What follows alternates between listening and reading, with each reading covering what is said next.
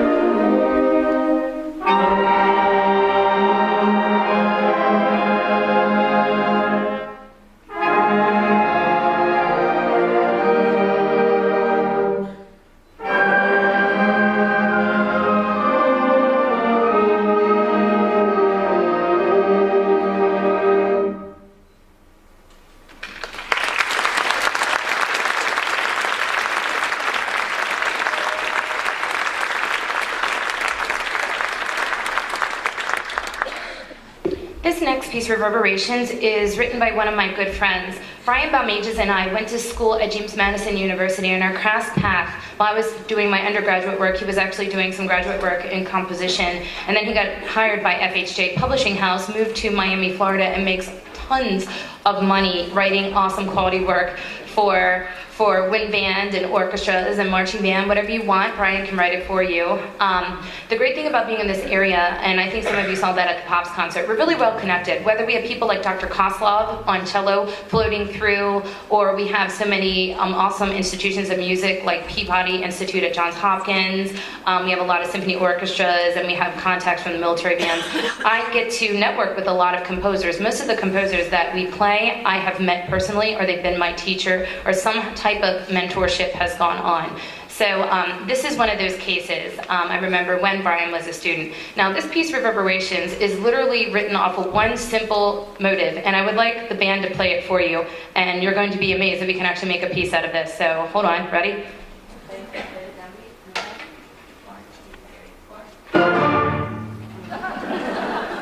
That's it. Brian, he's really innovative. He created a whole piece off of just beat up, that interval, and that eighth note couplet. And if that doesn't mean anything to you, just understand that it's going to be passed around from section to section, and it sounds really cool, but what the students and I found out fairly early on is it can be really annoying too, because we're just counting beat it, beat it, beat it, beat it, and it reminds me of Michael Jackson's beat it, beat it, beat it, and then they all just look at me blankly, and I realize how old I am, that I truly am going to be 35 this June. But that is what the whole piece is made out of, and maybe some of you will appreciate it more, and it just won't sound like this contemporary band piece, that composers really truly do have an idea or something that they're trying to accomplish with a piece of music. And with Brian, it was that idea of beat-em reverberating throughout the band, hence Reverberations, and making a final statement at the end. So without further ado, here is Reverberation.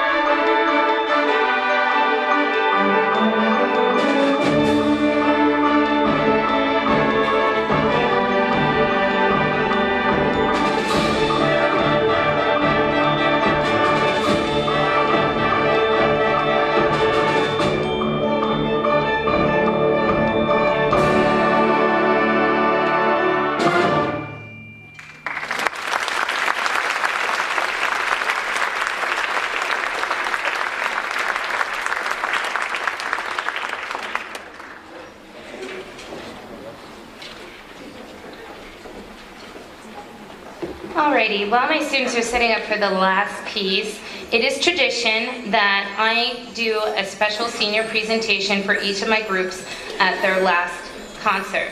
So I would like to start by recognizing seniors that are a part of the group behind me. In no specific order, I like to start with senior Hunter Kalish. Hunter, please stand to be recognized. Hunter. Stay standing, Hunter, so people can see your bright, shiny face. All right, Hunter started out playing clarinet for me and then transferred to bass clarinet his junior year. He's been in concert and symphonic band. He's also a fabulous baseball player and has done a lot for our team. That's just a little side note there. Hunter is going to be attending Catonsville Community Scholarship on a baseball scholarship, and he's going to be majoring in business. Thank you. Omalara Alasimbo, sorry. Omalara came to me as a freshman, had to leave, and came back this year as a senior. She plays alto saxophone. She is going to St. John's University and majoring in biology. I'm sorry, I didn't have her. So thank you, Omalara. There's something to be said for a student that picks up an instrument their freshman year, leaves you, and then comes back their senior year. So I really do appreciate that, Omalara. Thank you for doing that. Next, Daniel Rains. Daniel Rains is an alto saxophone. Daniel's been a part of our concert and symphonic bands. Daniel will be attending Universal Technical Institute of Exton, Pennsylvania. Did I pronounce that right? Yes. And he is going to major in auto second diesel technologies.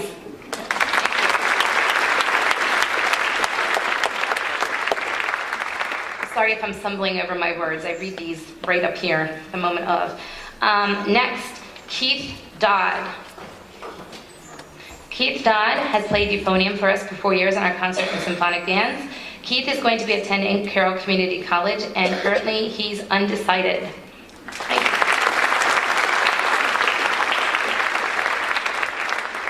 In our percussion section, Taylor Koffel, can you raise your hand? Taylor? Okay, there you go. Taylor has been a percussionist with us. He's been a part of our symphonic band, our jazz ensemble, and in our front ensemble of the marching band. He's also been a participant in all county band and orchestra, and you're currently undecided. Okay, you didn't pull it out. You want to tell us what you're doing? Oh, he's starting an apprenticeship. Way to go, Taylor. So, Taylor Koppel. Is there any senior that I did not recognize? Do I have your form? Did you give it that? Okay, well, we can do it. Sarah Blackford. There we go. Sarah Blackford has been a part of our marching band and our symphonic band. She plays bass saxophone. She will be attending Delaware College, isn't it? University? For art design. Delaware College for art design. Thank you.